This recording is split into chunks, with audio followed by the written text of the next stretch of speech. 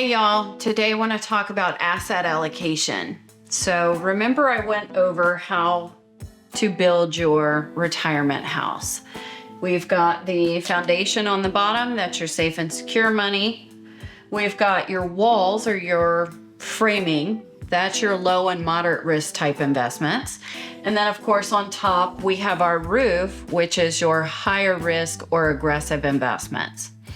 So the point here is that if your house is allocated properly, if your assets are allocated properly, you've got your foundation nailed down, you've got your walls and they're strong and they're sturdy, and then you put your roof on, as long as it's allocated properly, you should be able to withstand a storm. Now, what we're looking for here is not living through any storm, okay? What we're looking for here is with proper asset allocation, what we're trying to achieve is avoiding a life-changing event, right?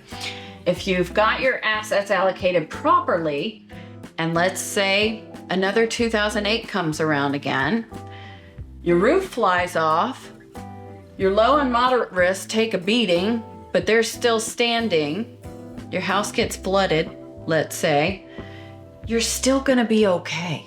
It's not going to be a life-changing event because you've still got your foundation nailed down, and that is critical. And as long as your walls are built pretty strong, you should be okay. Even if the roof flies off, it'll be okay. So the important takeaway here is you have to have your assets allocated properly within the different portions of your house.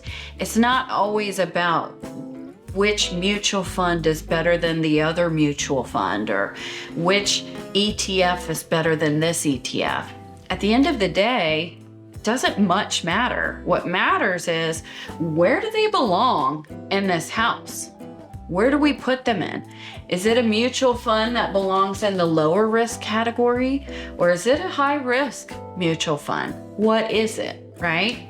So it's more so about where we put them in your house, not necessarily about ABC company versus DEF company, okay? Frankly, a lot of them are all alike.